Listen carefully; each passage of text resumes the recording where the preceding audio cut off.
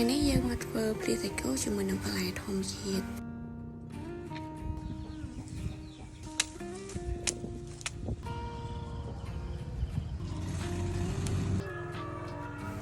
ឥឡូវនេះគឺយើងបានកូនផ្សំឲ្យហើយមាន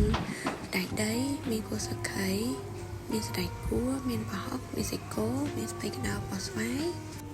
មានការ៉ុតមានក្រូចឆ្មានិងជីឥឡូវនេះខ្ញុំចាប់ផ្ដើមហាន់សាច់មុន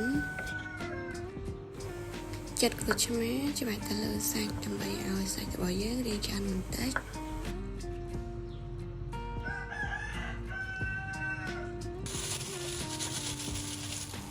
នឹងច្របល់សាច់ជាមួយនឹងក្រូចឆ្មាឲ្យសព្វ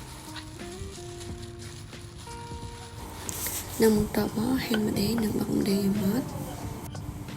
ដាក់ចូលទៅក្នុងសាច់ដើម្បីឲ្យកាន់តែឈ្ងុយ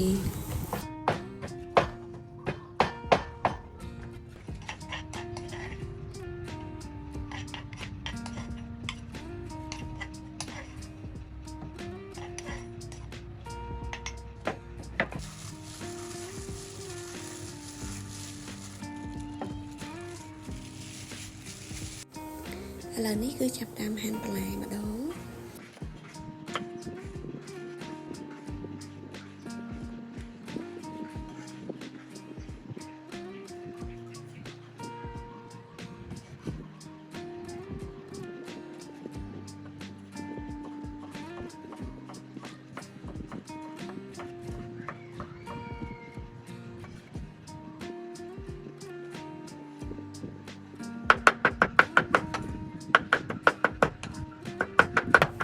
ចិញ្ច្រាំប្រហុក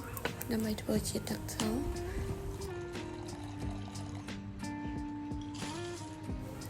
បុកសណ្តែក3ទៅ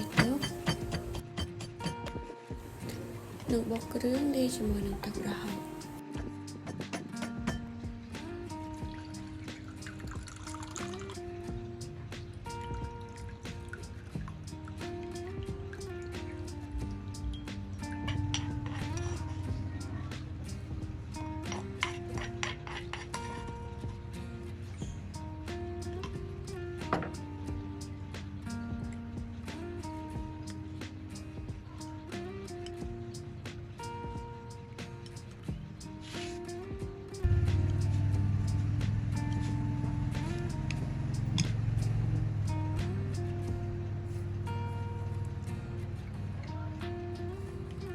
ឥឡូវនេះគឺយើងបានជាមួយនឹងទឹកស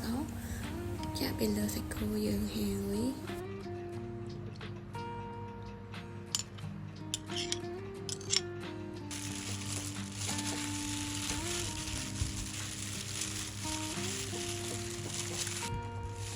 បន្ទាប់មកគឺយើងដាក់ជាមួយនឹងគល់ស្លឹកគ្រៃនិងសណ្តែកដីចូលហើយច្របល់វាឲ្យសព្វតបមកទៀតគឺយើងចាប់ដាក់បន្លែដែលយើងបានហាន់ហ្នឹងទៅលើសាច់គោនឹងទាំងអស់ហើយចាប់ដើមច្របល់វាតែប៉ុណ្ណឹងគឺជាការស្រេច